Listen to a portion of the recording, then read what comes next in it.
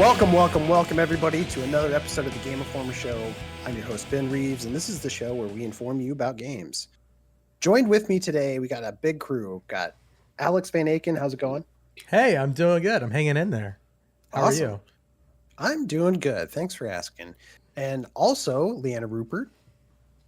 Dan's not here today, so I have to do his part of thanks for having me on the podcast today, Ben. I really appreciate it. It's always a joy to be here. Yeah, great. Glad to have you, Dan. Also, Kimberly Wallace. Hey, it's been a while. Yeah, it's been a little while, but good to have you on the show. Excited to talk about some games. And then finally, not least, but last, we have a very special guest joining us from his seaside mansion, I'm sure, in Rochester, New York, is Andrew Borman, the digital games creator for the Strong Museum of Play. How's it going? Curator. What did I say? You said creator. I'm not that creative, so. Well, I think of you as a creator of history. Yeah. That's how I see you. Smooth. I'll take it. I'm doing well. Thanks for having me here today. Well, yeah, pleasure to have you. Honestly, I've been out to the Strong a couple times. We've done some things with Game Informer, a couple articles in the magazine as well as online. We've always admired what you guys are doing, but do you want to give our listeners maybe a little bit of heads up if they're not familiar with the Strong? What do you guys do? Absolutely. So we are the only collections-based museum in the world devoted solely to studying play and kind of how it impacts culture, how it impacts our learning. So that's everything from toys, dolls, action figures to video games. So we do have a huge collection of material related to play. Over 550,000 objects in the collection, everything from a tiny doll shoes to a gigantic carousel, merry-go-round. So there's a lot of really, really cool stuff here. About 60,000 of those are related to video games, and that's everything from the consoles to the games to the computer hardware to even things that are maybe more related to video games, things like toys, tons of World of Warcraft mice, and all sorts of other things like that. And then we have our library and archives, which really, goes even beyond the games. When you think about game preservation, you kind of think, the playable thing that we see so often. But this is, game development documentation, builds, things that truly we are the only place in the world that has it. So it's a really, really fun place to work. It's a gigantic museum. You can come. We're open. And we're getting bigger. We're in the middle of a big expansion, so it's only going to get even better from here. That's awesome. You guys are also famous for, you do what do you call it? The history, national toy of fame. Is that what you call it? Hall of Fame? So we have the Toys Hall of Fame, the Toy Halls of Fame. So it's technically, two halls of fame, focused both on the people and the toys themselves. Which is always exciting because, yes, you see a lot of the things that you might expect. He-Man gets nominated or Magic the Gathering one year. But you also see things like the stick or the cardboard box as things that are actually in the Hall of Fame because, even the other day I brought home a nice thing for my daughter and she just wanted to play with the cardboard box. So we're also home. Easy to please. Yeah. Yeah. Exactly. Anytime I get something in the mail, they're like, "Yay, something to play with!" Right. Well, that's cool. And we're also home to the World Video Game Hall of Fame. So we are currently in the process of waiting for some data to come in to decide what the next games into the World Video Game Hall of Fame will be. That's awesome. What qualifies for a game in the Hall of Fame? Sure. So I think one of the things that's interesting is this isn't about just honoring the best games of all time. We all have our opinions for what is the best, but instead we're looking at electronic games of all types. So it's not just video games in the traditional sense. It could be the old handheld electronic games, which is one of the games nominated this year in Mattel Football, mobile games, old electromechanical games, any of that. But we're really looking at 4 criteria. One is the icon status, and a game can meet one or all of these depending on, how much it meets these criteria. So icon status isn't widely recognized. Everybody knows Sonic. Everybody knows Mario. Everybody knows Pac-Man. But that's only going to take you so far.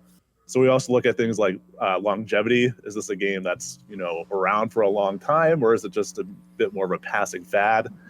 Geographical reach, is this a game that goes beyond just being in the United States? It is the World Video Game Hall of Fame. And that's always one that's a bit hard to follow sometimes, because sometimes it's more popular here versus there. But there's definitely games that, really go beyond any sort of physical boundary. But then the last one, I think, is the one that gets a lot of attention, is the influence. This is, has it influenced other video games in some way? Has it influenced other forms of entertainment? So yes, Sonic, Mario, all those things are popular, but you also see things like Pole Position, which is actually nominated this year, had its own TV show. It had all of its own merchandise. So there was a Pole Position TV show? Yeah, it really wasn't based on the video game, but it had the name Pole Position. So I got to go look this up. It's a really interesting criteria. So this also, opens up to what sort of games can be nominated.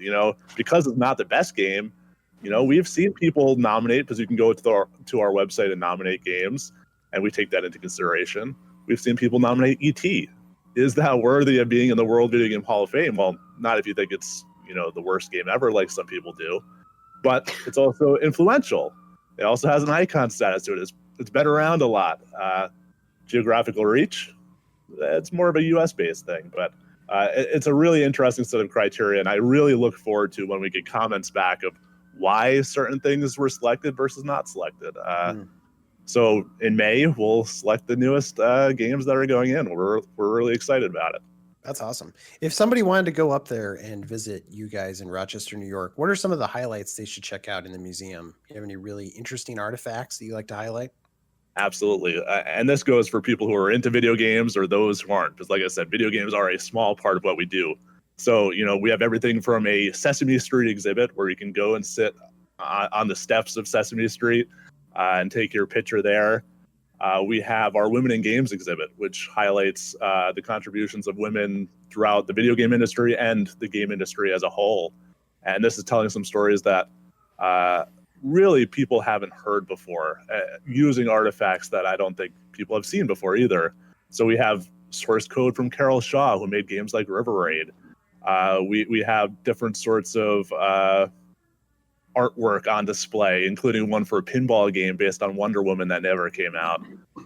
Really, really interesting stories, even focusing on people that were manufacturing games, people that we may never know their names, but you can see pictures, you can see video of them doing the things that really, are underappreciated and getting games into our homes.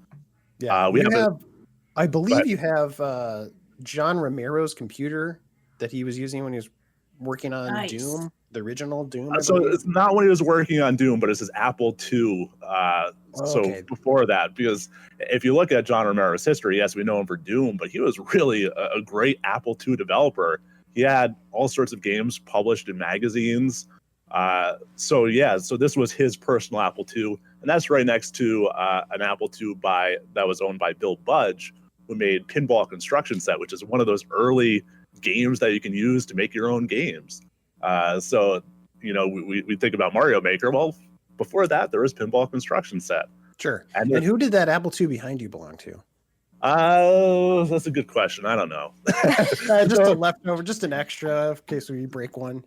Right. So actually where I'm sitting right now is in our lab, which is where a lot of our research and other things take place. One of my goals has been to build up a collection of things that aren't necessarily owned by, somebody famous, that we can keep going a lot more easily because they're not museum artifacts the same way. So, you take the Macintosh behind me. If the screen fails on it, if it's an artifact, how much of that can you replace and still call it the same Macintosh that it was when you got it? Well, with this one, because it's not a museum artifact, I could essentially do what I want to it to keep it going. And that's really going to aid game preservation long term, because people want to come here and play things on original hardware as much as possible. And I think most people listening know what emulation is. You can emulate games on your Switch or, on your computer. But it doesn't match the experience of playing the original, especially when you have unique interfaces. Yeah, that's good. You mentioned before we started recording, you're the digital games curator, and you think you might be the only person in the world with that title? I mean, I haven't heard of anybody else having that title. There's not a lot of paid positions out there for video game preservation in general. And that's one of the reasons why I really like to be able to talk to students, and that especially during the pandemic, many have reached out wondering, how do you get a job like this? You know, my background is I was a school librarian because there was no job in game preservation, but I've been doing this since I was in high school in some way, shape, or form. So, you know, I try to encourage people to, you're a video game fan, especially if you want my job, right? But what are the other skills that you need to do this? It's all the communication skills, but it's also library skills. You know, I don't have the museum background, but I've been preserving video games. So all of those things add up and I think are going to help, whether you want to be paid for it or not. There are lots of ways that people can contribute to game preservation, not the least of which is just listening to me talk about game preservation on podcasts like this. Yeah, no problem. What are you working on preserving right now? Is there any hot new finds that you have? Sure. There's actually been two really cool ones. So a while back, Mark Lesser, who programmed Mattel Football, and that's really cool on its own, but he's also programmed games like, or made games like NHL 94, which, you know, a lot of people have played. Back in the Kim got so excited. So I don't have any NHL 94 stuff, but he was working on a Lord of the Rings game for the Atari 2600. So he was kind enough to donate one of the cartridges with the game on it. Now this game is available online already. People have put it online, like often happens. But it turns out because of the chips that are inside of it, it's really hard to back it up. So working with a few outside groups, I was able to back up that game. I found out that the version that he gave us is the same as one that's online. But that's really cool that we have one of the few legitimate Lord of the Rings 2600 cartridges that are out there. And now we have it backed up so that you never know, it may be on exhibit someday. I keep wanting to do my unreleased game exhibit. Yeah, I gotta ask with PlayStation and the talk about Vita and PSP and all of that, some of the digital only games that are kind of going away forever. What are your thoughts on that? And are there any plans in place, or would you like to see Sony do something specific to help preserve those? Did you guys see store that closes? news and start weeping? Yeah. I saw the rumor and it immediately sprung into action. Yeah. You know, we're lucky that we do have ongoing relationships with companies like Sony and Microsoft and Nintendo. It's a hard thing to really capture because we're all really emotional about it. The idea that we have this store available with thousands of games today, and yet 3 months from now, 4 months from now, whatever it is, that's going to be inaccessible. So that's really the focus that I see a lot of people taking online is on the access, and it is important. But there's so much more to it. It's things that people aren't even thinking about preserving. It's, you know, the descriptions on the store, the trailers, the screenshots, the user reviews. So we're in the position where, because we're having these conversations, hopefully there'll come a point where we can preserve a lot more of it than I think people are thinking about. Now, that's not an announcement of anything that's happening, but if you look back last March, you know, we announced that we're working with Congregate to preserve their history of Flash games. So we've got these systems in place. We're working on lots of things. But, you know, game preservation won't end just because the store goes offline. I know there's people working on it now. You know, I'm talking to developers all over the place. This isn't the first time a store has gone offline, though it may be the largest. And we'll do our best to capture as much data as we possibly can, and then see where it goes from there. I love that.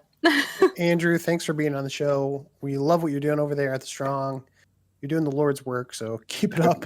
Thank you. Again, thanks for being on the show. We normally start by doing our playlist, which is we go through the staff and just talk about the games we've been playing recently. So we'll kick that off, and love to hear from you more here in a bit. But I'm going to turn to Leanna first, because you've been playing the big game of the week, let's say, Outriders. Yeah. And what's the verdict? Do you like it? I loved it. I don't think anybody was surprised by me loving it. I think I've sung its praises leading up to launch. But I was very excited to see it was exactly what I was hoping for, what I thought it was going to be, and it actually exceeded. The further and further along the story it actually exceeded my expectations. I'm a huge fan of Bulletstorm. I know some of the complaints are that the dialogue is a little cheesy, but like that's that's People Can Fly's charm, in my opinion. I like the campy humor. I like the campy humor when juxtaposed against this like dark, macabre universe of death and destruction and kill or be killed. And I think putting those two parallels together is an interesting narrative experience. But yeah, I'm a big looter shooter fan. I'm a big shooter fan in general. So if you give me a looter shooter that gives me gear that matters, which Outriders very much did, especially with the legendaries.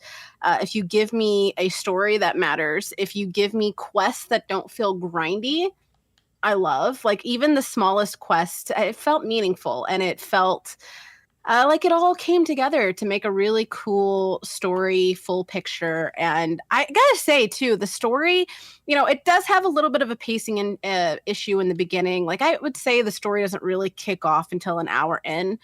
But once it kicks off. And then you make it to a certain area, which I can't really say because it's a pretty big spoiler. But once you get to a certain area, the story just takes a completely different pivot. And there were so many moments during my journey in Outriders where I was just really pleasantly shocked by some of the narrative twists and turns, and the ending felt very satisfying, and it felt conclusive in a way where like, okay, if this is all we get, I feel good about it. Like I feel like this, I feel complete.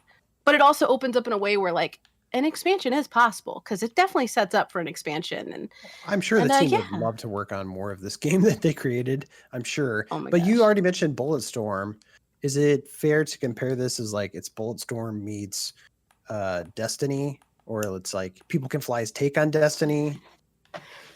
Yeah. See, for me, like I'm kind of in that minority where I don't really like the Destiny comparison, because you know how obsessed with Destiny I am. I play every day. I sure for a lot of people, like it's my life. It's my second marriage.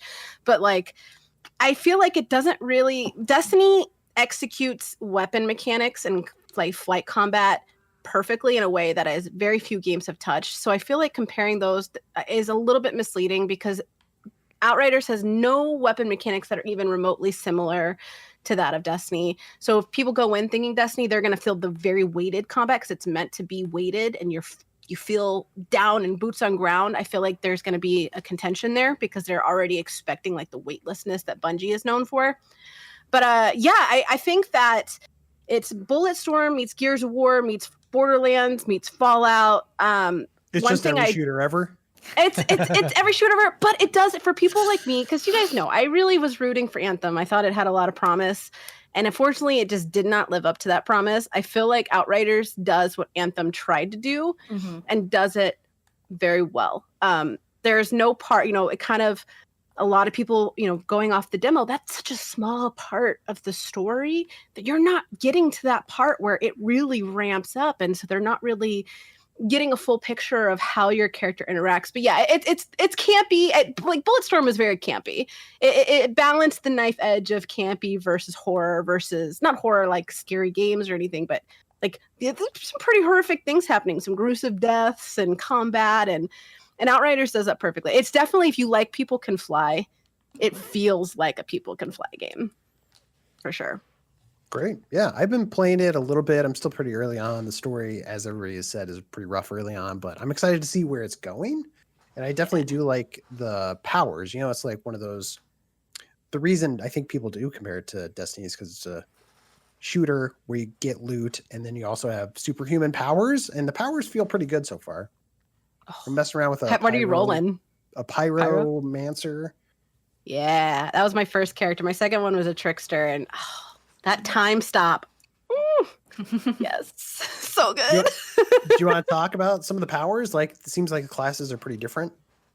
Yeah, I really like they kind of go with the archetypes of the four main classes in shooters and RPGs too. Like, Devastator is a good favorite of them. Actually, I really like all of them, but like Devastator is great if you like tanking, because you're beefed up with shields, you got a lot of power. The abilities are really sweet, especially the jump ability where you can jump over a long distance and just smash into somebody.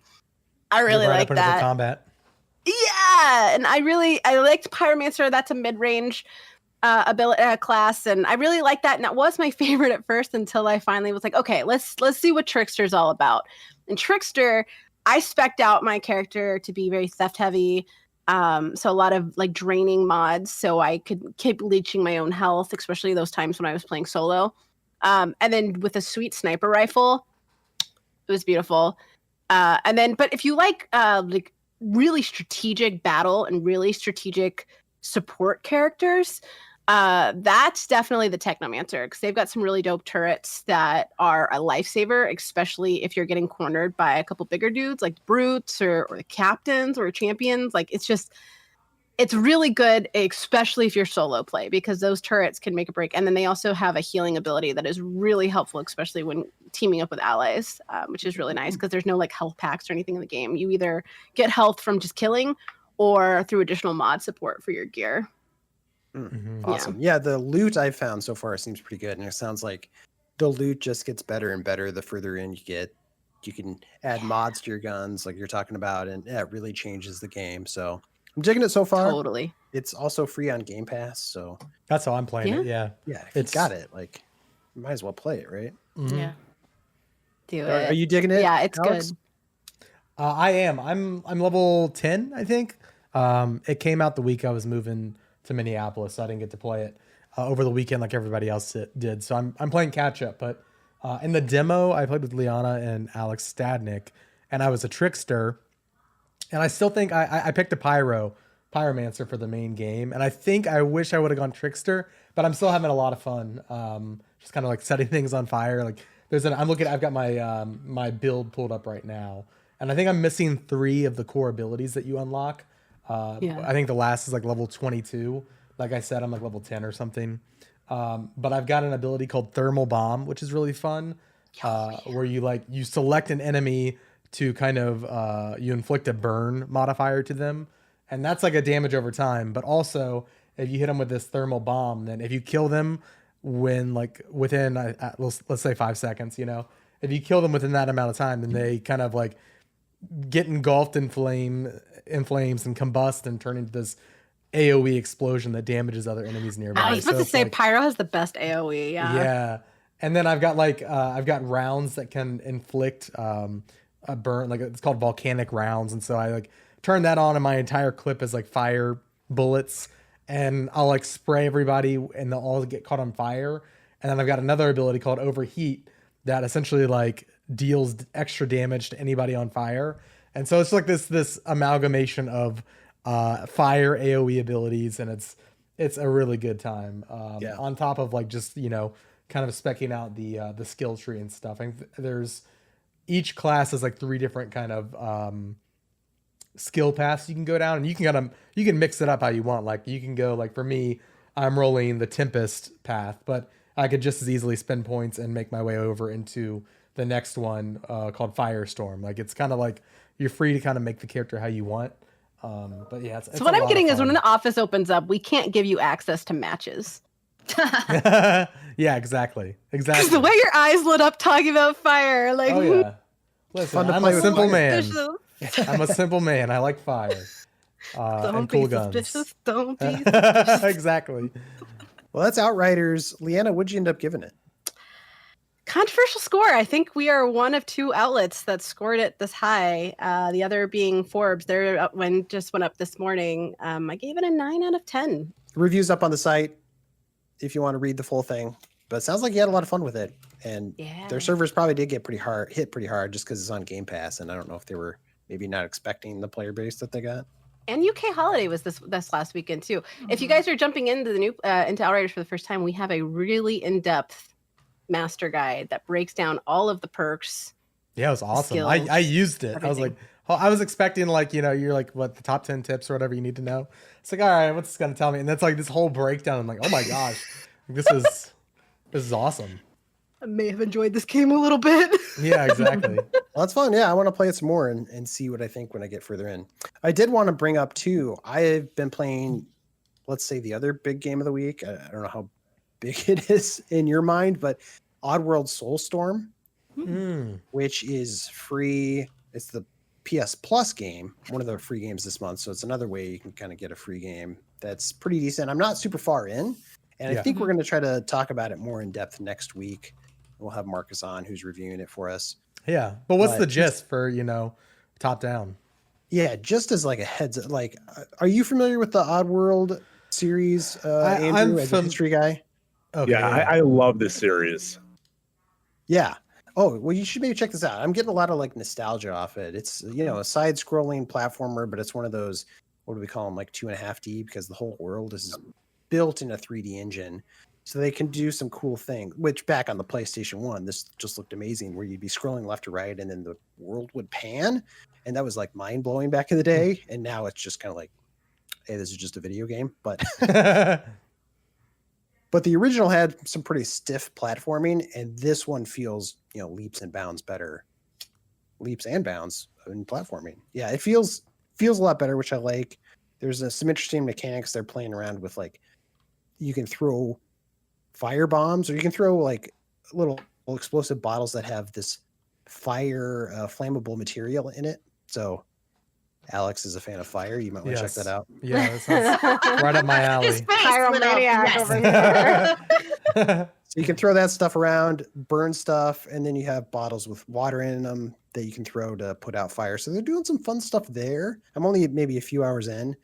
One of the things I hit last night was the mines, which are motion sensing mines that you have to like crawl up to them and hit the button at the right time to shut them off. And maybe I'm just really bad at it. It feels like the timing on my TV is off because I'm really struggling with turning these. Blaming the TV. Typical games journalist, am I right? It's a really modern TV. It's maybe a little bit too new and too good. It's the timing's not right. Are you going to check this out, Gamer Andrew? Boy. I have every intention of checking this out. I wish I had a PlayStation 5 to get it on PS Plus, but at this point, I'm waiting until payday, and then that's on my list of things to pick up on Xbox. Ooh. Yeah. Ooh, on Xbox even. I will say, like, I was impressed with the cutscenes. Look really good. And I'm kind of interested in the story. So if you're a fan of the old Oddworld games, probably worth checking out.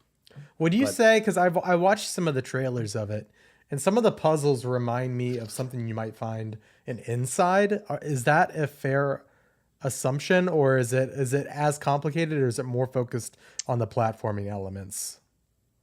That's Inside is an interesting. I know, it's kind of a weird one. I would saw not like have thought of. Yeah, I saw like him kind of like having all of his followers like follow him onto a platform, and then that did this over here, and I just wasn't sure. Kind of reminded me of a specific puzzle from Inside, but maybe out of left field.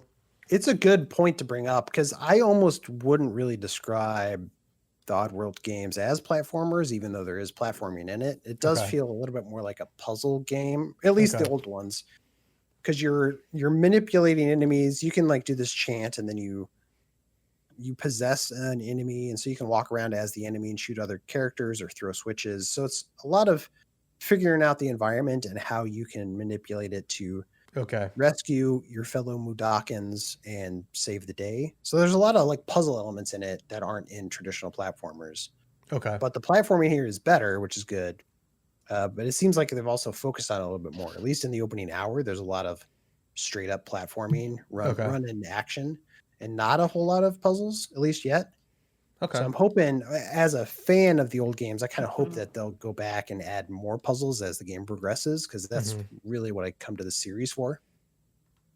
Man, now I'm really excited about it, but I also realized that it's not out on Xbox yet. I forgot that Sony swooped in with the limited time exclusivity. So now I'm even more frustrated. Dang it. Some after MLB. I thought you had an inside scoop with your curator. I wish. I was just trying to keep track of all these games. It's hard. Yeah, it is hard. Yeah, well, that's out. Like we said, PlayStation Plus. We'll have more in-depth conversation probably next week on it. Kim, you want to go next? Yeah, sure. I've been playing a game that came out this week that might be a little bit under your radar. It's a smaller title, but it's called Lost Words Beyond the Page. And it's written actually by Rihanna Pratchett. You know, she was involved in the Tomb Raider reboot, Heavenly Sword, Mirror's Edge. And the writing is fantastic, actually. What's one of its best aspects. But it's a narrative adventure, so narrative and atmosphere is definitely the focus.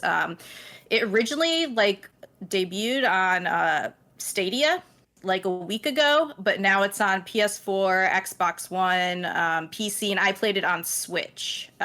So you can now download it. But basically, it's about this girl, Izzy. You know, she's in her adolescence, kind of coming of age, trying to decide like, oh, where are my skills? What am I good at in this world? And you read her journal entries, and she decides she wants to be a writer.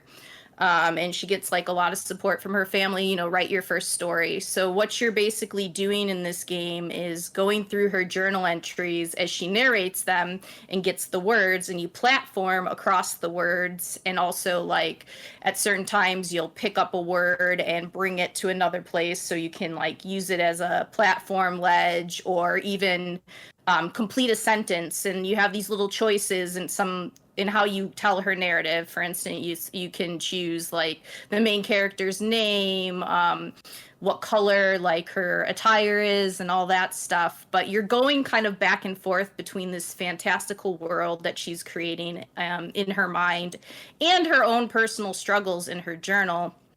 And what I really loved about it and what it captures so well is we all have that moment, I feel like, in life where you're growing up and, you know, you're not as naive to the bad things that happen in this world, and sometimes the stuff you have to accept about life. And so she, you know, a tragic event hits, and she's having all these emotions, these confusing emotions of how to deal with it. And it's all brought out in the story she's writing in her journal.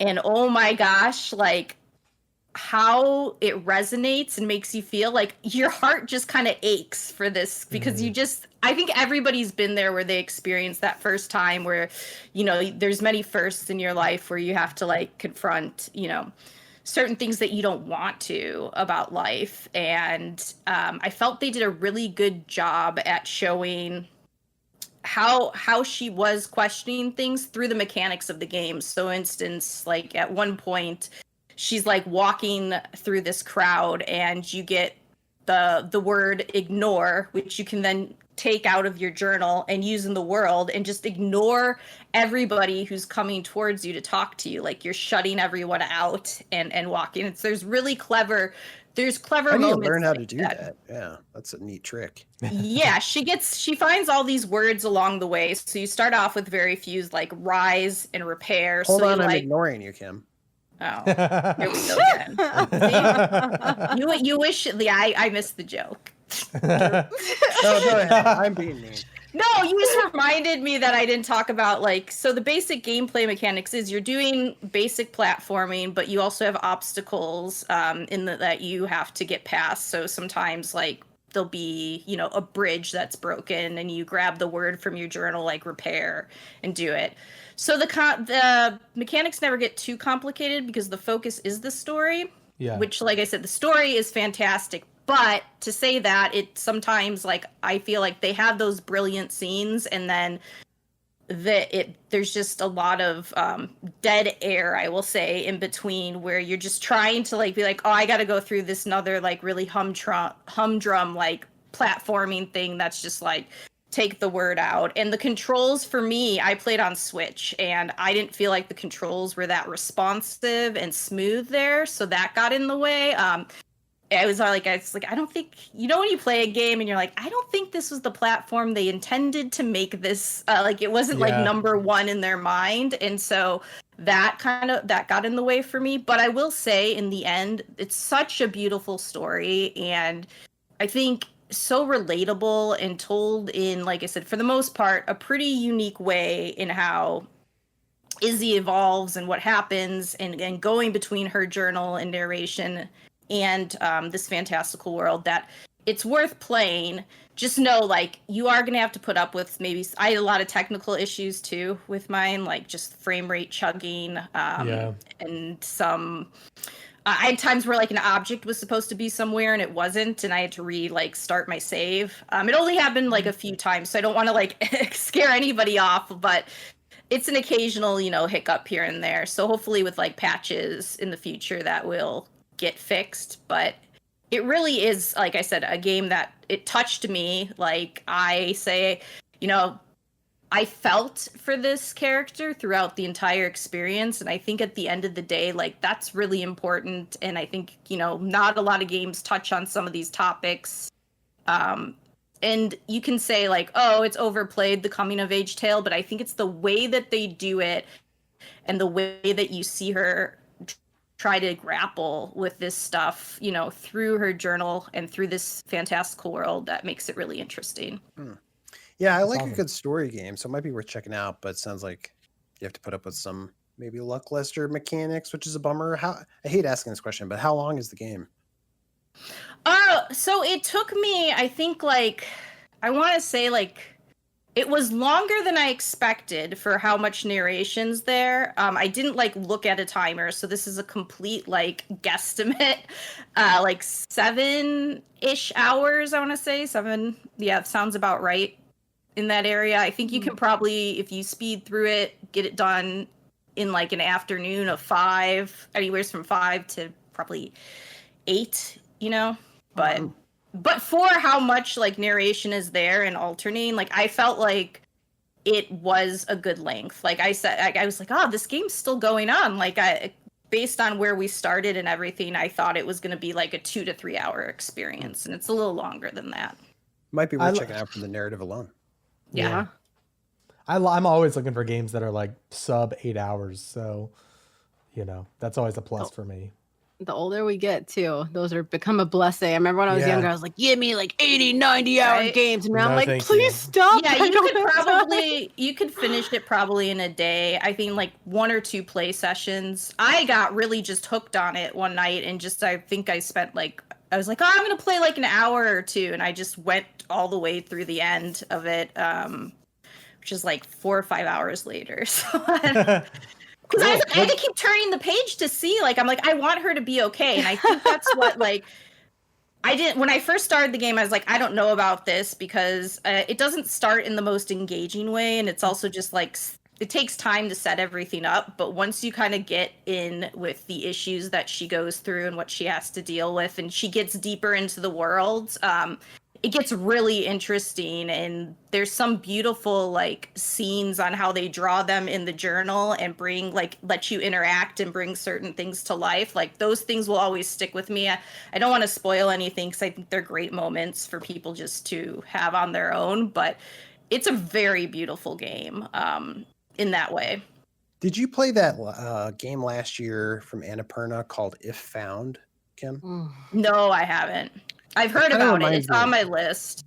I haven't played Lost Words, so it's just like hearing you talk about it reminded me of If Found. If Found has this really cool mechanic. It's a story-based game as well, where the mechanic is you're taking this eraser to a page and you're erasing things from a page, and it kind of ties into the story. And that's another pretty short. You do erase things on the page in this one as well. Oh. You could play them back to back and have a theme game night. Yeah, for sure. What'd you end up giving? So this is Lost Words Beyond the Page. What'd you end up giving that one? 7.75. About a point for every hour, it sounds like. Something like that. Yeah.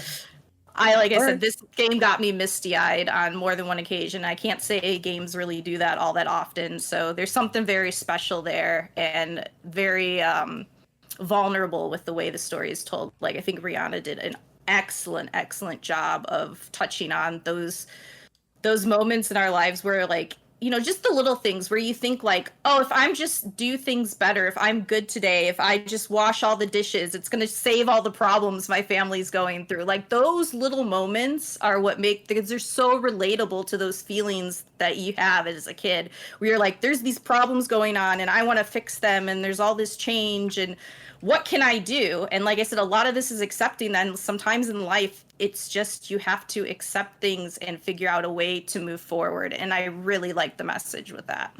Awesome. Well, thanks. All right, Andrew. Yes.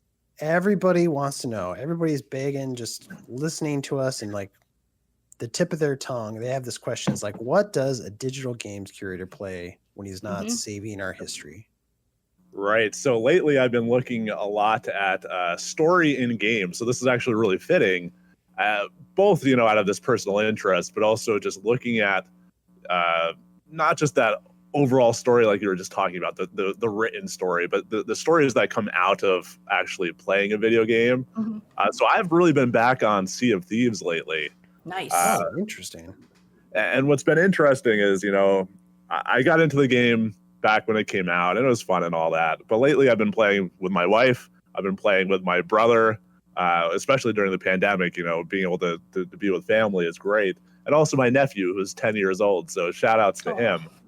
But what's so interesting about this game to me is just the stories that come out of just playing the game. I thought it was fitting because, like I said, I am looking into story for the museum, specifically for our expansion. And I was digging through some notes from 1994 from our Christy Marks collection. She's worked on tons of big games, including Fallout 3, but also going back into the 90s and before that. So I was digging through some of her papers that she donated, and there was this quote by Catherine Lawrence, and I haven't confirmed that it's the same person, but knowing Christy Marks, who's written for television and that sort of thing, Catherine has worked on TV shows like Dungeons and Dragons, The Muppet Babies, and games like Mario is Missing. She puts this quote at the end of one of the messages as they're talking about what is a massively multiplayer game, and this is 1994 to give some reference, trying to figure out what makes these games work. And she said, too many computer games are work for me, not enough play. Play doesn't have the same consequences, hence why it's more fun for me. And that's really where I'm at with a lot of the games that I've been playing, is I'm really looking to find that fun, to find those stories that are being made, especially, like I said, we're designing this expansion and we're having all these interactive elements that, we're not going to hire somebody to write this story that tells a traditional story in an interactive museum setting. That's hard, let alone to get people to actually participate in doing it. So how can we get these stories out? So I just think Sea of Thieves is this kind of perfect game where, it really is play. There's not a lot of consequences. It's not the loot that you can pick up in Outriders. It's not, this deep story, but there is this stuff. Instead, it's just all about what you do and what you play. And I think that's what's so fascinating about it. What's the wildest thing that happened to your crew recently? It's been amazing how busy the servers have been. So, the one day, we just went out to do our quest because that's what we do. We're still in that kind of learning phase of figuring out what everybody is good at. But there was one day where we just didn't get anything done. There was just players coming after us. There was, there was one point where we were encountering another player boat. Then one of the skeleton boats came up. Then there was the big shark thing that follows you around. Just all these things happening that even on their own, they're interesting, but to have that all come together, it's just so neat to see. Do you have any pet pigs? I have a pet cat in the game. That's fun. We had so many piggies. I don't know why. But that was like my obsession when I played, was just get all the piggies and protect them with my life. The last one we got on the boat, it was in one of the cages, of course, and then it just disappeared. So I don't know what happened to it. I don't know if pigs go into that kind of other world ghostly thing that's in Sea of Thieves, but it's gone. So if anybody finds the pig that was on my boat, that'd be helpful. I kind of want it back now. Have you looked at the ceiling? Maybe it's a spider pig. Yeah, that's possible. It's interesting to hear you talk about the game because it sounds like almost a different game than the one I played, because I played it when it first came out and there was no skeleton crews. It was only other players that you met on the world. There were no sharks yet. I don't think you could have pets. So I'm impressed that Rare has been able to continue to support that game, and it keeps making me want to dive in and check it out again, even though I don't know. Yeah, I like to play what's new and hot, but at some point I should dive in and check that game out. I mean, that's what's so interesting about games like Sea of Thieves is what's new and hot can be these old games because they're getting new and hot things every single week, it feels like sometimes. And it really is a completely different game. I'm sure I'm breaking an NDA by saying, I tested the game back then when I was in testing, where you go from, having one thing to do. Now there's a limitless, exactly. Now it's a limitless set of things. There's quests. If there is storyline quests that you can do if that's what you want to do. We've been fighting these ghost ships a lot just to get better at fighting ships in general. And that's just so much fun. And we just, we decide that day, this is what we want to go do. And we just go out and do it. And then if other stuff happens, I think that's equally as interesting.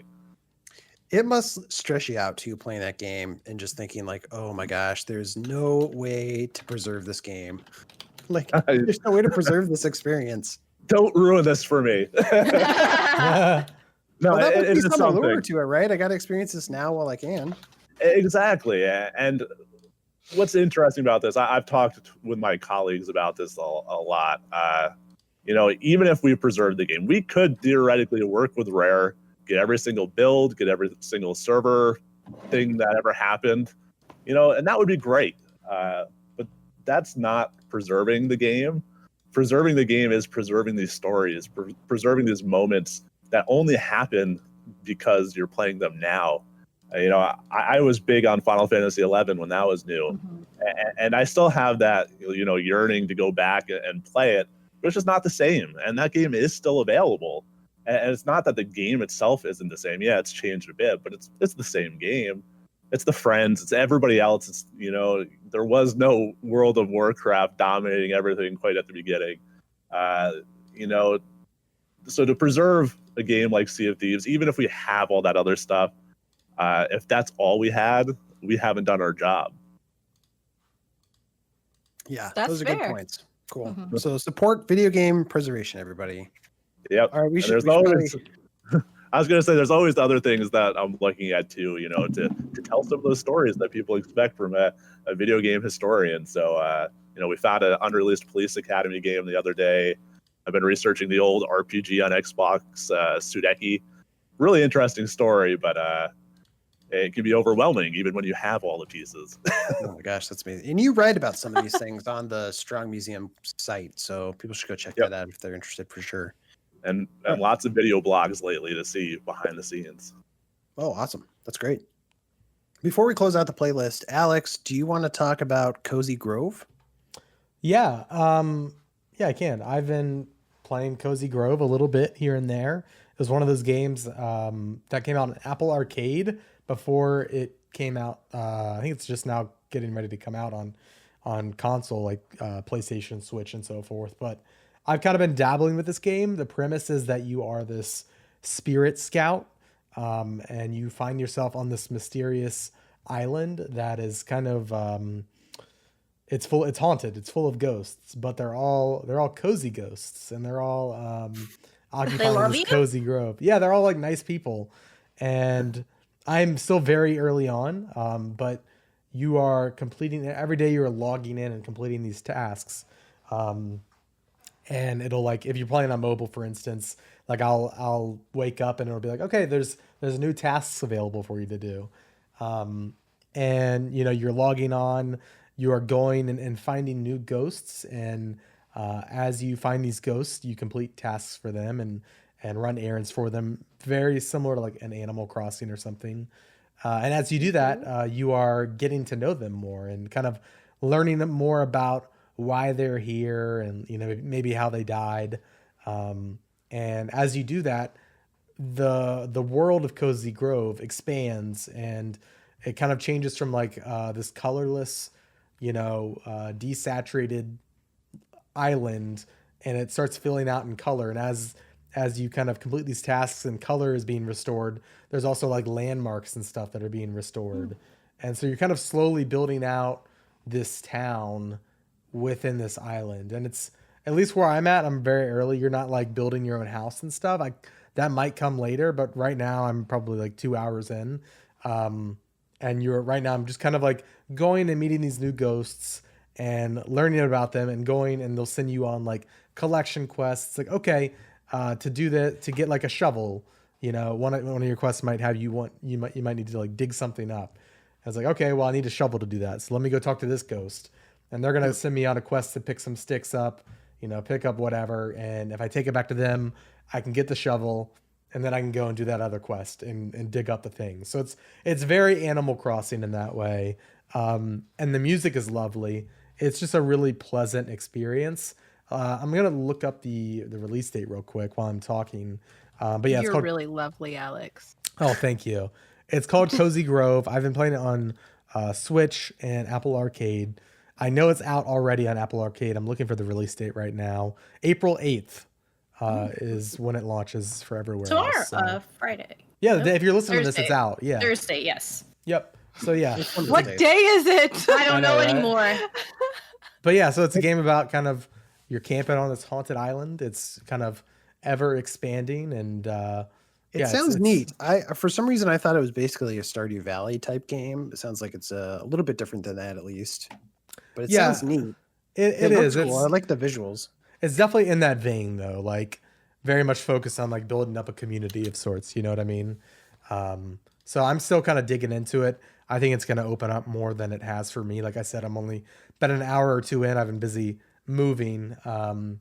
But so far really enjoying it. And the art is gorgeous. And it's just like a fun game to kind of sink some time into every day.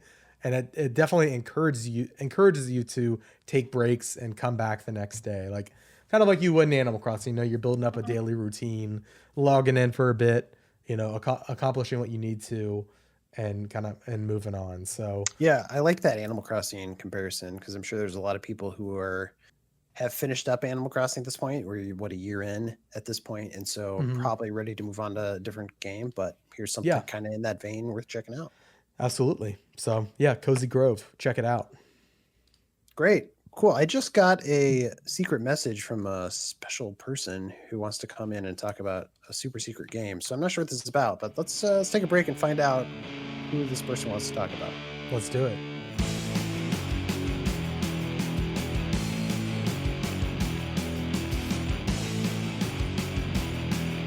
Welcome back, everybody. I have Tim and Alex are still with me, and as promised, we have a special guest with us. Jason Guisao, how's it going? How's it going? Happy to be here once again. Look at this, 2 weeks in a row. Can you believe I know, it's nuts, yeah. You're an all-star now. I guess, right? Well, we knew we had to call you in for this segment because we're going to be talking about, let me see if I can get this right. Nier Replicant version 1.224744871139 ellipses. Did I get that right? You nailed it. First day. You nailed it. Perfect. That's this is obviously the new, what do you call it? An action RPG from man, I'm blanking on the studio name all of a sudden. Square Enix. Yeah, Square. Yoko Taro, the man behind it. Yoko Taro, exactly. Yoko It's Taro. basically a prequel of sorts to Nier Automata, which came out several years ago and everybody loved. But we can break it down. It's a little more complicated than that. Maybe you guys can shed some insight into the weird naming convention as well. Yeah, for sure. I would stay tuned next week to our website because we're going to go a little bit in detail with that on like how that name came to be. But to kind of put starters, so a little game called Nier came out about over a decade ago for Xbox 360 and PS3. And there were two versions of it. One version in Japan, they did two versions. So one version had the brother as the main protagonist, the PS3 one, and then the 360 version had Father Nier. And so here in North America, we never got to experience Brother Nier as the protagonist. So the stories don't really change that much. It's just more the character you're embodying. But we are now getting an updated version of the original Nier with Replicant and being able to play as the brother for the first time. And the enhancements go a little bit more than just like visual upgrades. Like they fix the characters' faces, the camera angles, stuff like that. But they also adjusted the combat, which was a huge issue in the original Nier. Probably like its weakest point, I would say. And so they made it more like Automata. So that's good. Because that was the most recent entry, right? So this is what started the whole Nier series and got it going. It has loose connections to Yoko Taro's other series, Dragon Guard. And you'll also see, if you go back and play, you know, he cleverly put some stuff in Automata that ties into this game. So like Jay's playing it, and Jay keeps messaging me, and he's like, Yeah. "Oh my god, this is from," and I'm like, "Yep, keep playing." So that'll be fun for people who are playing for the first time. But the original Nier was rough around the edges. But as I remember at the time, I fell in love with it for the characters. I mean, your companion is a freaking talking book, and he is like so sassy and Is kind it of the tells book me from It Takes Two? no. This is a Okay. Grimoire Vice is such a better book in all capacity. So that's you had that. You had Kaine, who's like she's this foul mouth, like tough exterior, freaking badass. Who also has a very vulnerable side, which you kind of you learn about. But the whole crux of Nier was that this little girl, Yona, is dying of a disease, and the heat is on to try to figure out a cure and a way to save her. So like I said, you played as the father in the first one, now you're playing as the brother, which just changed perspective a little. I was really attached to Father Nier, as I was telling Jay. Is that his name, or is that just what? Yeah, they just that's what people refer to him as, father or brother, because Nier's just the name. But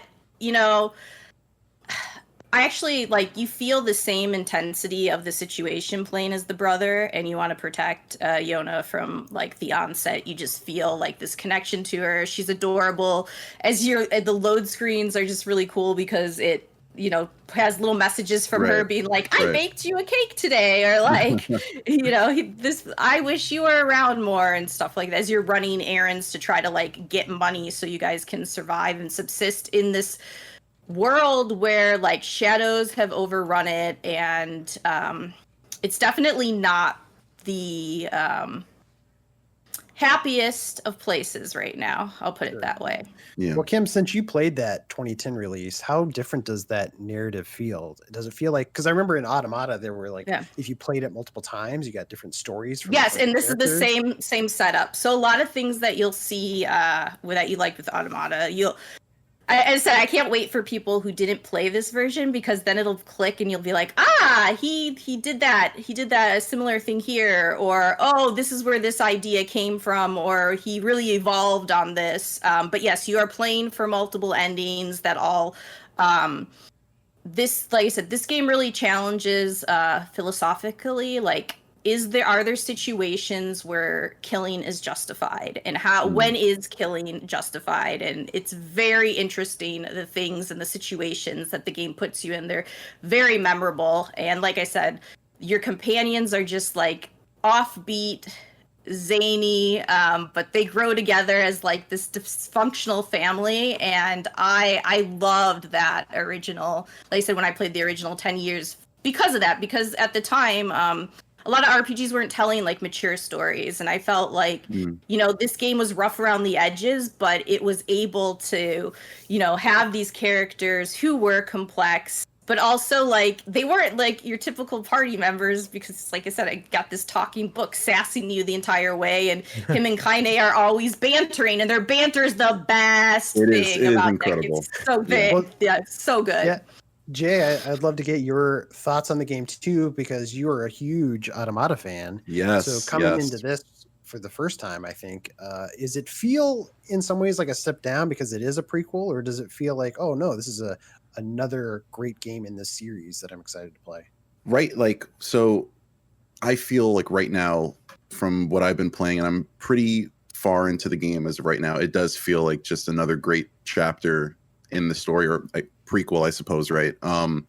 And I don't know, it feels as if a lot of the things that I loved about Automata have been amplified here, and I think that's probably the most interesting part, in my opinion, would be the narrative aspects of it. And I talked a little bit about it in the preview with Kim, but in Automata there were a lot of characters who were emotionally reserved, and it took a really long time for characters to get their feelings across, and often it was usually when it was too late. And so that's where the morbid aspects of the story came in.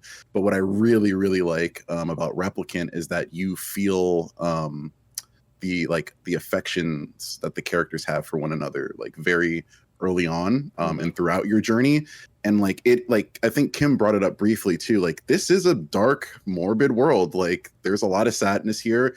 There's a lot of death that happens. There's a lot of implied death too that happens off screen. And like, it's just really nice to be able to travel through this very like dark and sad world with like a true like troop of like companions who all protect one another and care for one another. And then, you know, of course you get like Kaine and Grimoire Vice who like have their banter as well, like to add sort of that humor. It's so good. It actually really is good. Like it happens all the time, everywhere you go, like in the middle of fights too, just to keep things like fresh and humorous too, because like you will, like, I'm not gonna lie, you're gonna be sad pretty often playing this game. So there needs to be like those like kind of lighthearted moments checkered in between. But I've been having a blast with it. Yeah, to say, Jay, what the game I feel does so well is having that feeling of like, oh God, I have this little girl's life in my hands, and being like, can I have a happy ending? Like, you have this hope, but then there's also this hopelessness that is also just kind of sort of like nothing good is happening, and exactly, you know, am I going to fail? And can't, like I said, can you even have a happy ending? And this was, I think, this is very interesting. It's very different than Automata because of that, because there are different, like I said, there's a different feeling going in. And like I said, from this one, I feel like the stakes are raised so high immediately, and you're kind of just like, oh gosh, I have to make sure she's okay. I have to, if she wants her, you know. But it is a game from, we should say, from a decade ago, right? Like, there is some design issues that, like, even for me, I'm like, I can't believe I put up with this sometimes, a decade ago. But, you know, it's a very, as me and Jay discussed in our preview, very linear setup. The backdrops are not that exciting. The main, I feel like, like the dungeons are not that great. Very bland, very just like, you know, go in this direction, find the right door to open, get across, you know, like the boss battles are just phenomenal. Like that's what I will always remember from that game. And you go into them, and as Jay said so well in the preview that we did, they change the mechanics around on you and what you have to do and your expectations, and just none of them play out the same. And the designs of these bosses are just amazing. I mean, that's what sticks with me with Nier. The world isn't as interesting to explore as I would like it to be, but I will say, for the combat, you now have a lock-on button, and oh my god, that makes all the difference. You did not have that in the original, and it is a godsend, because things would just like be trying to like aim to the side or whatever. Now I'm like, okay, I can just focus on the damn enemy that I want, and because there's different areas too on the bosses, especially, that you want to sometimes target first and all that. So it helps to just have that lock-on. Yeah, I'd love to talk a little bit about that combat too. Yeah. What I remember from, I didn't play the original. I played Automata, Potato, whatever. Yeah, all over the place. Yeah. I played that, and like the action in that felt kind of button mashy. You know, it was basically a hack and slash. At least that's how I played it, and I got through the game and played just fine. Are there any new twists to the action in this game, or is it much different than that? It's kind of in line with that a bit. You know, you have your dodging, you have this parry that you can do that's very, you know, valuable. There's also, like, when you dodge, you can kind of like twist around an enemy to the other side if you do it at the exact right time, which I love. That it thing is great. Good. But then you also have access to like your magic, and the magic kind of functions very similarly, I would say, to some of the stuff you had in Automata. But and I know that the perspectives in Automata were changing and shifting. Like, you would start the game off and you were kind of like, at least in the first playthrough, it was like this top-down space shooter while you're flying in. Then it'll change to side scroller at points, and it's a 3D action game again. Was that something unique to Automata, or is that present in this game as far as, you know, okay, we're going down this hallway, camera's going to shift, you know, we're in this spot, it's going to shift to this, or is it kind of always more of a traditional like 3D action sort of orientation? the camera is not the best in this game. You're going to deal with some of that as well. That's probably still the one thing that I downgrade. Like, I'm just like, this camera sometimes I feel like screws me over. Okay. Yeah. But the shooter stuff, is that a thing in this game? Yes. And Like when you're in the ship, like you mean like specifically like when you're like in the ships, like in Automata and stuff like that. Right. You yeah, mean? is that what you're talking about? There are Yeah. some things that are similar. I don't want to spoil anything that happens later for Yeah, people, yeah, yeah. but like there are some sequences like, you know, early on where you will be like on something and shooting at things and stuff like that. So Mhm. A little bit. there of that is there. some of that in there. Yes. Yeah. I'm trying to think of like we're on a preview embargo, so I'm trying to think of how Yeah. how far I can go. That is Um, the tricky part. But yes, I'm like that was before or after. Yeah. Alex, are you a Nier fan? Are you going to play this game? I'm not a Nier fan, but I am always curious about Nier. Yeah. Nier Automata was the first one that I dabbled in, and I kind of got scared off when everyone was like, "Oh yeah, you have to beat this thing 4 times to get the true ending or whatever." And I was like, and then there was like some early save stuff that was a little frustrating for me, like where the save points were located. And I Yeah, kind of it's bounced rough. off of it, but it's one of those games I have a big respect for, and I remember during that game of the year talks that year, like I remember hearing my colleagues, you know, go into great detail. I was like, man, this game seems really, really cool. And so it's kind of like always one of those things that I'm kind of like off to the side, like, man, I really want to like get into that, but it seems intimidating. But that's kind of my experience with it.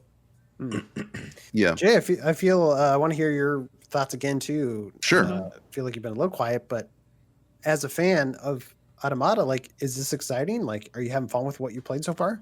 I really am. Like I played Automata. I should figure out how to pronounce that. I've been saying I Automata. asked Square, and I swear they told me Automata, but Automata. Yeah, now I can't remember. Okay, like now the pressure's on. I remember what Joe was saying Automata, and I remember they're like, no, that's not right. It's Automata. And then I was like, okay, but now I'm like second guessing it at every moment and every turn of my life, because I asked them I was in Japan right before I interviewed Yoko Taro, because I'm like, I don't want to say it wrong. Right, and I remember writing it in my phone like the way just to say, and then I can't even now, like even now I'm just like, I don't know. But Can we all just agree to call it Nier, not the Mama? Yes, I like it. I Sure, like it. I love it. I love it. Solved. Jay, what do you think though? You're digging it though? I really am digging it. Like I played Nier Not the Mama last year. I played it last year. And I like completely fell in love with it. It like skyrocketed up my list of like favorite games of all time. And now it's like literally sitting at the top. And so when I knew that like Replicant was coming out, I was just like, oh God, like I gotta play this game. And I'm just so impressed by just the game design, like how everything seems to, like everything feels like a cog that's like clicking into the right places to create like one full experience. Like even just really small things like saving is literally you like sending letters back to your sister. Yep. I mean, you don't even really think about it when you're doing it. Yeah, but you're at a mailbox. Exactly. Like everything feels important and in some way like contributing to like the greater world or the greater story around you. And I've just been having a great time. Like it's just new characters. And I was like really into 2B and 9S and A2, but like it's just really nice to be like in a similar world at a different time period with completely new characters and seeing how like the stories that are happening here are in some way like informing the characters and the stories in Automata and sort of bleeding into that too. And like Kim said, I'll like text her and be like, hey, I saw that same thing like in this game. Like that's nuts, you know? Yeah. Because it's like it is. It's like tons of thousands of years like away from one another. I think like can't remember. Like Replicant throws around a lot of numbers, but like I think it's like 30,000 years like in the past or something. Yeah, it's just really interesting to see like how there's like this sort of generational like narrative being told and how all these characters are sort of connected in some way. And to Van Aken's point about like camera shifts, that does happen. Like you'll enter a building and then you'll get like a side view camera or you'll get like a top down camera. And I mean, like sometimes you'll sit there and be like, why, you know, but like, it's just, it's just the style, you know, it makes the game feel more stylish. Like it's very experimental and like, you'll be playing it and thinking like, you know, it could have been done this way, but it's like, no, why do that? This is Nier. We can be wacky and weird with whatever. So, That's So cool. yeah, no, I've been really enjoying it. It's been a blast the whole way through. That's awesome. I believe the game comes out April 23rd, so it's right Yes. around the corner. Well, thanks for your time, guys. Really appreciate you coming on and talking about the game. Sounds exciting. I played the last Nier, but I missed the first one 10 years ago, so this might be a good time to dive back into the series. Perfect time. See what started it all. For sure. Cool. Well, thanks, Jay, for being on. Let's take a Thank break and you. then we'll come back and do some emails.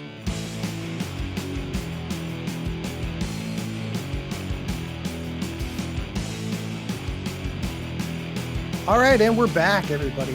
I have Leanna, Kim, Alex, and Andrew all with me still. We're going to do some emails.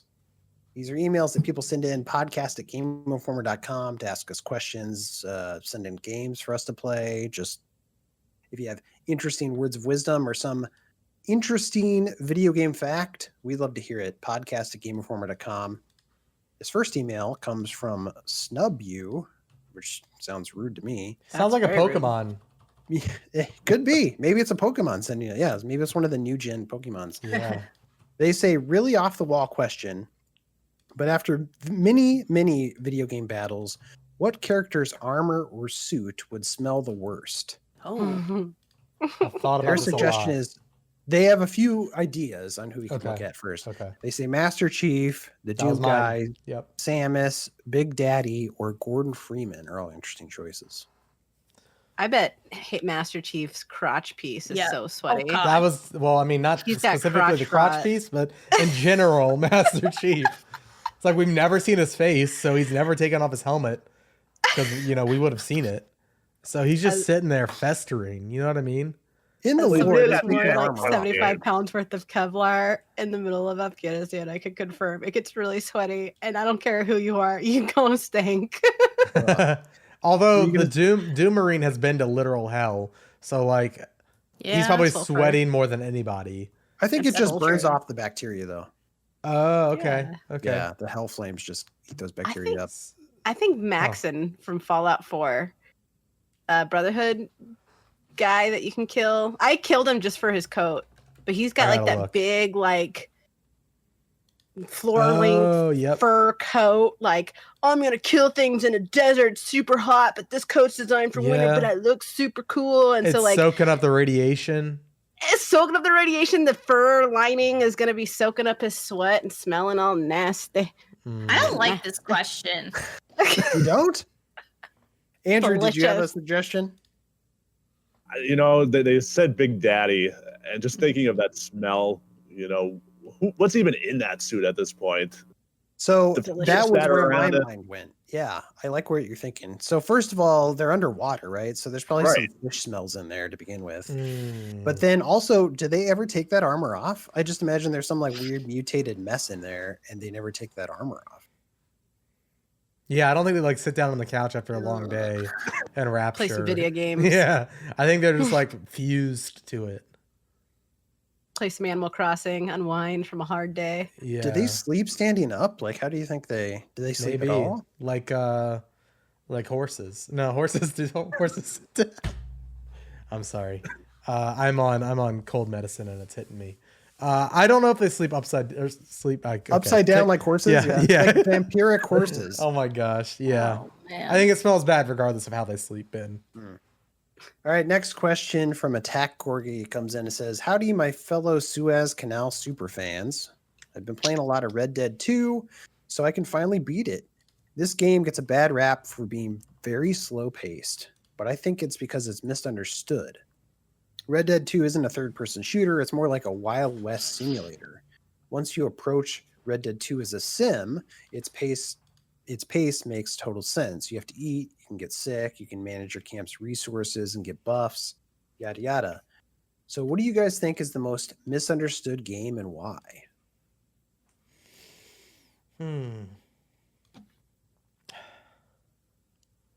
I think Lawbreakers was misunderstood. Oh I think God, yeah. pre-launch, and maybe the marketing wasn't great for that game. Like, let's be real. Like, the tone for the actual marketing was kind of off.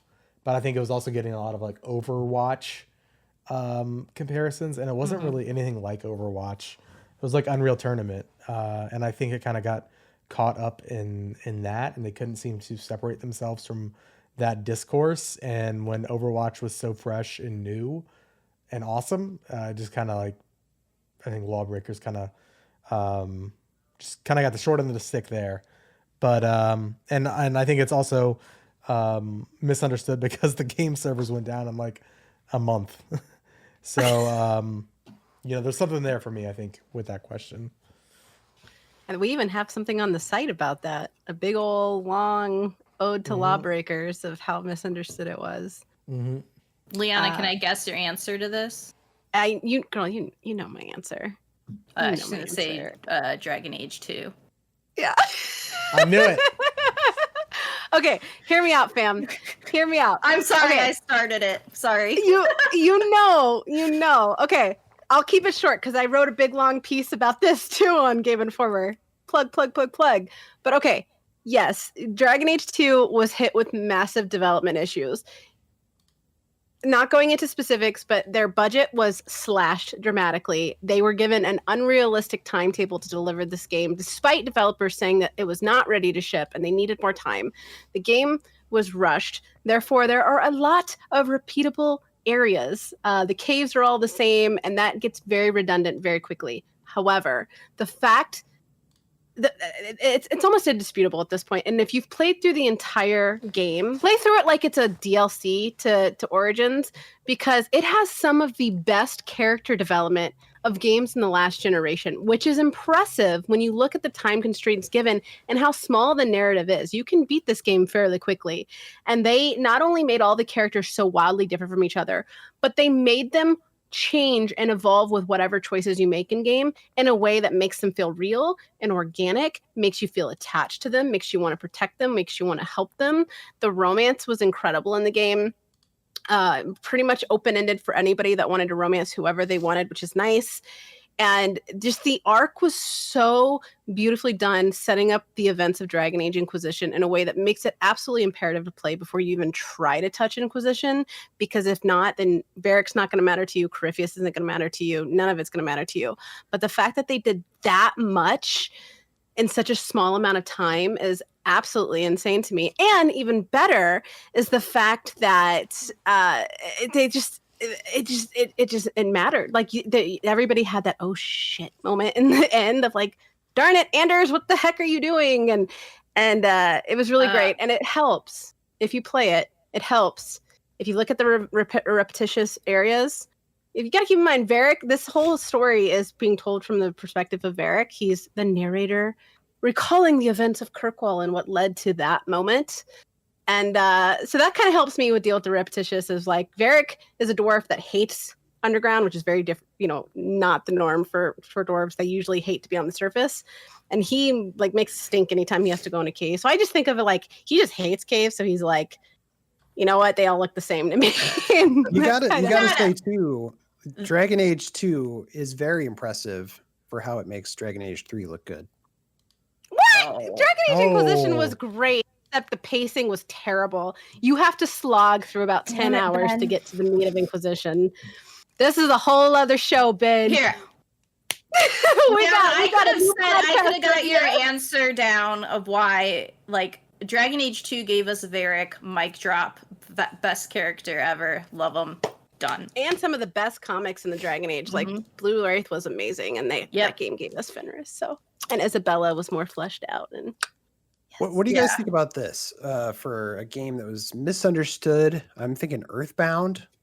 I think people recognize it as a classic these days, but even then, I don't think a lot of people have played it. And definitely when it released, people were like, what is this? The game doesn't look very good. I think even for an SNES game, it didn't look great. And it was a weird RPG, which wasn't popular here in the States. I thought it was so good. Yeah, it's basically set in a weird version of the US, which I love, and the humor is great, but just people did not understand what that game was about. Yeah, they had a hard time marketing it here. And I don't think we got the offbeat coolness of what was really Earthbound, but I'm glad that it is remembered so highly now because it was one of my favorite games I played growing up. Like, I loved it to pieces. Fun to say Earthbound. That's just fun. Sorry. Alex or Andrew, you got anything you think is misunderstood? Mine was Alex, I don't know. Lawbreakers. Yeah, mine was Oh, right, Lawbreakers. right. For me, I think the classic one is ET. I know I talked about it earlier, but I don't think it's the worst game ever. I think some of the impact that it had, there's a lot of positives that can be had, especially if you actually read the manual that came with it. I know that's a foreign concept to most of us who were buying games used, but the manual actually makes the game make sense. And Really? I think, yeah, it tells you what to do, what not to do. So, that helps a lot. And I just don't think, if you look at the reception of the game shortly after it was released, it wasn't all negative. It certainly wasn't the worst game ever. And I think I think its impact is more than just it caused the video game crash. It's way more complicated than that. And people just like to pile on. Something's got to be the worst. So people chose ET, and that's kind of how it continues to live, unfortunately. Yeah. Did you watch that ET video game documentary? The one about the dig, or I know there's also a book out now. Yeah, so we actually have multiple cartridges from the dig here at the museum, which is cool. Yeah. Including ET, but it wasn't just ET in the dig, which I think is so interesting about it. Yeah, that's a good point. Yeah, because Atari buried more than just ET. Because yeah, ET gets kind of the blame for killing video games back in the 80s, but a lot of people were putting out a lot of games that were not very good and flooded the market. And that's the real problem. Yep. Cool. Yeah, that's good. That's a good choice. I like that one. All right. Next email, Eli from North Carolina says wall running, grapple, or boost. Ooh. That's the whole email. Wall running. Grapple. Yeah, grapple. I'm not coordinated enough for grapple while running. I would actually Grapple plus wall run equals the best, but that's not the question. I'm gonna go grapple. Yeah. Me and Kim will just be running up the walls. Don't mind us. Really good though. I mean, boost. Nobody's going to complain about a good boost, but it's just I think compared to grapple or wall boost is supplemental. Exactly. Well, that's what I'm saying. It's like a boost. A really good boost is really nice. It's just not sexy, right? I mean, it's pretty. It's like the most standard sexy danger. You know what? You know what's sexy? Pathfinder from Apex Legends, grappling hook. So. I don't think that's true. Case closed. Sexy is not what I would attribute to Pathfinder at all. Case closed. You know who else is sexy? Batman, grapple hook. Yeah, case in point. Bionic Commando. Wall running. Question mark. That's why nobody liked Dragon Age 2. Varric's chest hair. I would run up Varric's chest hair. Ladies. Okay, next email. Brady Easter. So many from questions. Edmond, Oklahoma writes in. Yeah, I got a question that's been on my mind for a while. We're seeing more and more women characters in gaming, which has become more important to me since about 2 years ago when my daughter was born. The importance of representation is something I now not only know, but I feel. So that's cool. Okay, congrats, Brady. 2 years late, but awesome. Awesome job making a kid. This brings up a question. When given the option to create a character, or at least choose the gender of a protagonist, every male games journalist I know opts to play as a woman.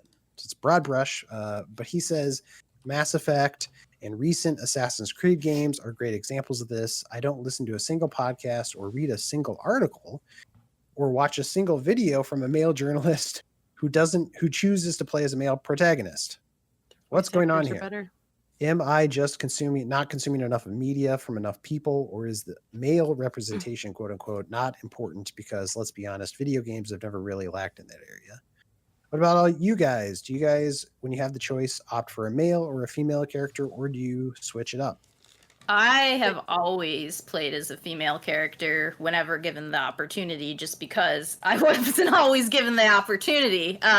So I always, I also create characters that kind of resemble myself. Not everybody does that though. I think it's just all like your preference and how you play. But for me personally, I always will pick a female character when given the choice. I switch Ignoring it up. that. Oh, sorry. Go ahead. Oh, no. I was just gonna say I switch it up. If it's like a game where I have a roster of characters like World of Warcraft or like City of Heroes or another MMO, I like create all sorts of combinations. You know, I'll play as whoever. It's more like I'm creating the lore for that character, and they can be, you know, anybody. Whereas if I'm playing like a Fallout or something, I typically create somebody that's more in line with, you know, who I am.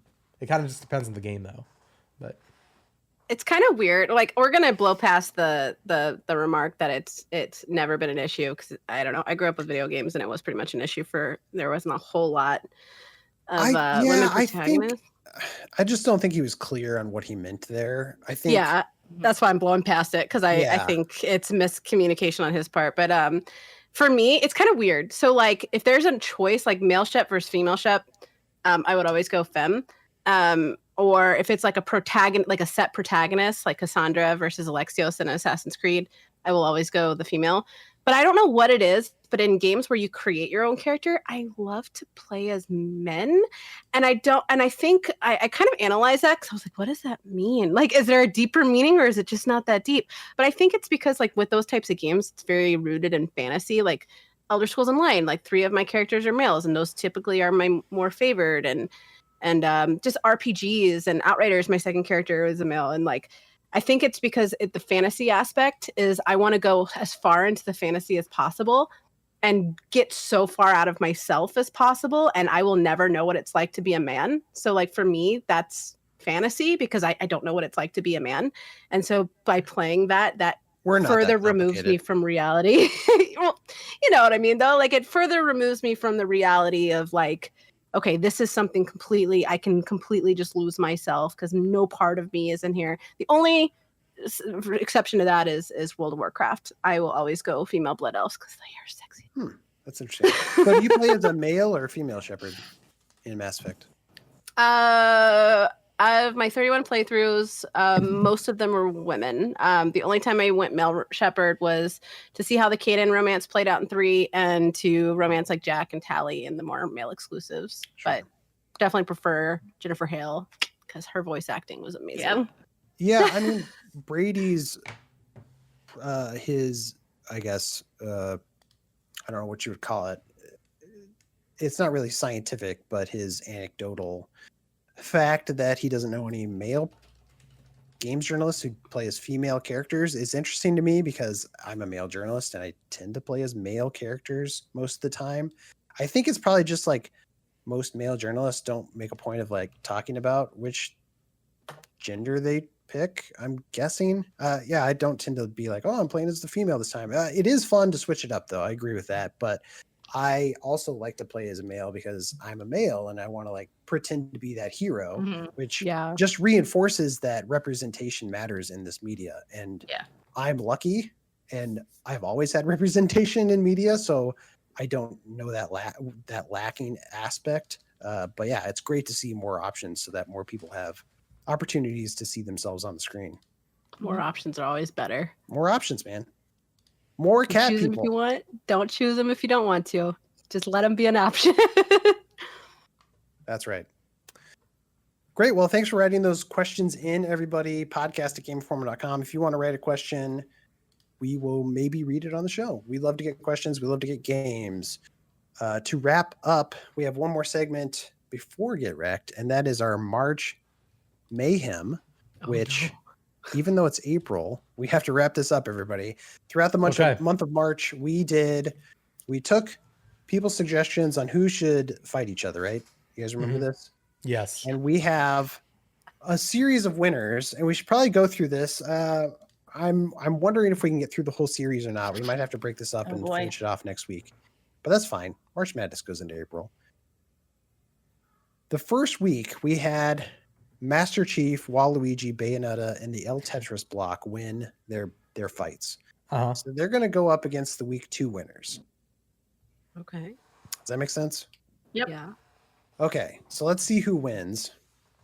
And I'll call this round 4. Welcome to round 4 fights, everybody. You guys know how this works. I don't really have to explain it. 2 characters enter a ring. Only one's going to walk away. The first character to enter is Master Chief, and he's going to battle Nathan Drake. Master Chief. Master Chief would win, even though I want Nathan Drake to win. No question. Master Chief would win. Master Chief literally just snaps him like a twig. Yeah. Oh, I mean, No. yeah, that's exactly what happened. Nate. It's true Nathan, though. you're pretty, but you can't As much go as up I would love to against- debate this, I think I prefer Nathan Drake as a character. Same. He has more personality, but Me too. in a fight, there's You know, it's like There's no contest. he's not. He's a He's not Spartan. winning that one. Mm. Okay, let's see if Literally, Master Chief is made to fight. that's right. Nathan Drake is made to fall. And He's alone. made to half tuck shirts. Yes. All right, next battle. Wears it so well. Waluigi does. enters the ring. He's like, "What am Oh. I doing here? Waka waka." Wow. Versus Ganon from the Legend of Zelda series. Oh, We had this debate last time, though. Did we? Does Waluigi have the Master Sword? No, then he can't defeat Ganon. So by default, Ganon has to. We had this big long debate last time, and it was Ganon. I remember that. That was Joe's point. And I mean, does that mean Ganon? Should we just call it here and Ganon's going to win the whole series? Because Link's Well, not According to gonna- Joe, yes. We could According lock to Ganon me. away though, and that counts as a win. Okay. Yeah, with his Wah magic. Yeah, can Waluigi do it? That's a different story. Yeah, I mean, it might be a moot battle. Maybe we could just push this off to the next one, but I don't think Waluigi's going to win with or without the No. Master Sword. He wins in our hearts. Okay. Nah, he loses forever in my heart. Can't even make it in Smash. Come back when you can make it to Smash Brothers. Oh, Okay. zing! Zing, zing, zing. All right, next matchup. Bayonetta versus Steve from Minecraft. Bayonetta. Those cheeks clap. Steve can't. Steve Steve can't can fight literally make. Well, it depends on if you're in creative mode. I was gonna say he can manipulate the earth with his hands, like that. But That does he have that hair? What? true. Alex, Does not- anybody can. Well, manipulate- actually- you can go outside and Does dig he a have hole with your guns? hands. Anybody can do that. that. Does he have magic? Okay. Does he have charm? Bayonetta. I mean, eats Steve Steve could for literally be. breakfast. Come Steve could on. have the skin of anybody if you're playing in Java Edition. Therefore, Steve could be anybody. And with mods, Steve could have anything you want to give him. But Vanilla Bayonetta's Steve, Bayonetta wins. badassness is just way too high to go Okay. up against. Yeah. Like, it- I feel like if Steve met her, he would just be awestruck. Like he would Yeah. be like how the internet is with the big tall vampire lady from Resident Evil. Like, yes, please step on me, and then it's done. Like, Yeah, I I'm don't pretty mean I'm sure not. she I'm would not win. vouching for Steve. I actually hate Steve as a character. It was just an interesting concept. But yeah, Bayonetta wins easy. Bayonetta. I'm surprised Steve sucks. even made that list. That's hilarious. I like it. It's a weird one for sure. So we're going Bayonetta, I think, right? Wait, we got to have the historian weigh in. Like he might have some secret knowledge that we don't have. no secret knowledge on this one. I think Bayonetta wins. Next matchup. This is a lightning round, basically. A Okay. Tetris block versus Geralt of Rivia. Oh, Geralt. Tetris block. Geralt. Best case scenario, L block is a Tetris and it disappears, so it lost on its own. Oh, I that's just like. interesting. I just want to live in a world where the L block wins. All of the everything. fallen bodies of all of our heroes are lined up on this battlefield, and the Tetris block flies in and just lands perfectly and disappears. So Geralt That's it. wins by default. I think that's what happens. Yep. I like it. Canonically. It's good to clear out the battlefield too, because there's a lot of dead bodies strewn around. hmm He's a helper. he's janitor. Yeah, His death was not in vain. L janitor. Although, so if the L block flips upside down, is that Waluigi's block? Yes. Science. That's science. Okay, let's do this. I think should we do 2 more and save the rest for next week? Yeah. Yeah. All right. Let's see. This is gonna be interesting. Magus from Chrono Trigger versus Solid Snake. Oh. I'm a fan of the booty. Solid Snake's got the booty. Magus, I think. I mean, I love Solid Snake, right? This is a Yeah. Nate Drake versus Master Chief situation in Yep. my mind, where I love the one character more, but Magus is like Yeah. a superhero, Super right? OP. Doesn't Yep. he He's have like OP. magic powers? Yeah. I want Magus to vote you for wins. the just- booty, nah. but I can't. Sorry, Snake. Have you ever seen Magus turn around and bend over to pick something up? No, but Solid Snake had his own meme about his butt, so I mean, win. Smack. Great. So I guess we're loss. settled on Magus then. Yeah. I love what you bring to the conversation here. Okay. Okay. Last matchup. You guys ready? Okay. Yeah, Yeah. we're ready. Bowser versus Tingle from Legend of Zelda. Bowser. Oh yeah. Oh man, I hate Tingle so much. It brings me great joy to watch You and Bowser every just rip Tingle rational apart. person.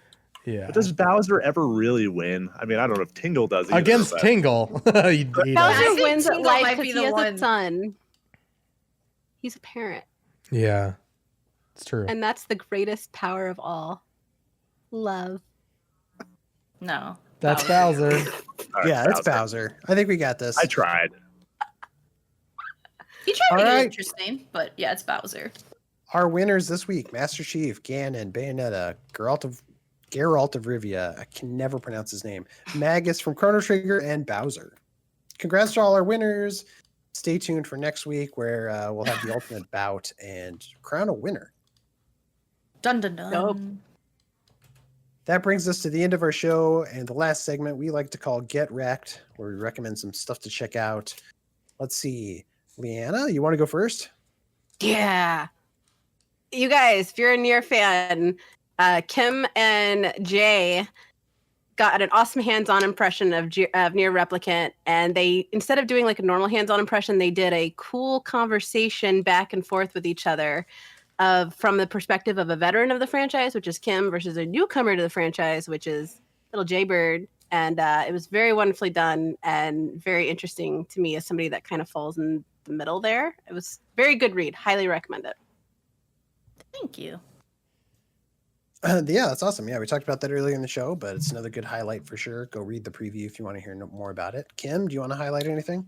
Well, that's what I was gonna highlight, and then she stole my That's so thing. rude. So yeah, I really liked how the review came out for Lost Words Beyond the Page. So if you were interested in what I was saying there, I recommend reading the full review on it, because it was really cool to get to write about a game that was so affecting for me. Yeah, great. Awesome. Alex, what about you? Yeah, I'm gonna tell everybody they should go check out Dan Tack's kind of write up. It's a news write up, but it highlighted a game that is weird to say but looks cool. The Slormancer is a Steam game that's now out in early access. Go give that a look. It's definitely kind of caught my eye on something I might want to play. So do that, and yeah. Yeah, I heard him talk about that. What kind of game is this? It looks like a roguelike of some sort. I might be wrong. Just looking at you can just tell, it's a dungeon crawler of some sort. I'm not sure if it's actually a roguelike. But you are managing your character and inventories, and it's got a really cool pixel art aesthetic. It's called the Slormancer, SLOR Mancer. Looks Awesome. interesting. Yeah. Best name. Well, speaking of Dan Tack, I got another Dan Tack join here. We all know it was April Fool's last week. Dan wrote up for the site. This is so funny. He wrote up, if you can't wait for Elden Ring, try Kingdom Hearts 2. It's a interesting parody article that he wrote, obviously, on the 6th for some reason. But it's if you're looking forward to Elden Ring, maybe try. It's so funny that he would recommend Kingdom Hearts 2. Like anybody's actually going to go play that game. But if you're in for a good laugh. go check Ben, why that do you out. gotta do this to me every time I'm on the show? Why you gotta put down Kingdom Hearts? It's Dan. You got to talk to him. He's It's the a one who wrote the beautiful article. thing. Dan Tack has seen the light. That's all I'm gonna say. He's seen the light. I guess Friendship Dan Tack's my happens. Kingdom Hearts fan now. I don't know. Andrew, what about you? Do you have anything you want to recommend, or where should people check out your stuff if they want to follow you? How can they do that? Yeah, go check out World Video Game Hall of Fame.org. Check out the 12 finalists. We've got Animal Crossing, Call of Duty, Farmville, FIFA, Guitar Hero, Mattel Football, Microsoft Flight Simulator, Pole Position, Portal, StarCraft, Tron, and where in the world is Carmen Sandiego? Oh yes. So Sorry, I yeah. played that game a lot as a kid. Sorry. Yeah, Carmen Exactly. Sandiego is a great choice. Remember, it was like a couple years ago where they teamed up with Google, and on Google Maps you could play Carmen Sandiego, the original game. Yeah, exactly. Join us May 6th, 10:30 Eastern time. That's our virtual ceremony this year. Or, come visit the museum. We'll have all sorts of fun events going on that weekend. Check us out on Twitter. Follow me on Twitter, Borman18.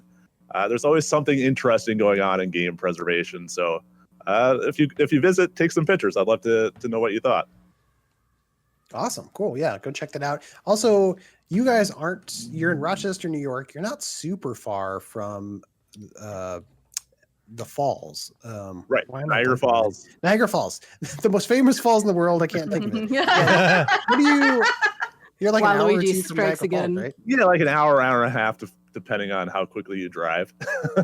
And I So drive there's all fast. sorts of stuff to do in the area, whether it's us, we've got an arcade, we've got all that sorts of things. We've got other museums nearby. Corning Glass Museum is really cool. You can see people blowing glass and all sorts of other stuff there. Even get to participate, I think, if you join them for special events. There's lots to do in the area. So, and we're right on Lake Ontario. So a little cold right now still, but it'll be warm before you know it. Go see the lake, go to the falls, check out the museum, get a garbage Have a garbage plate. Yeah, That's right. You And got enjoy this. yourself. Sounds like a fun vacation. Well, thanks, Andrew, again for being on the show. We really appreciate it. Anytime. Thank you out there for watching or listening to this episode of the show. Please like and subscribe, or subscribe to the magazine. Whatever you do, come back next week and we'll have another episode. Until then, game on.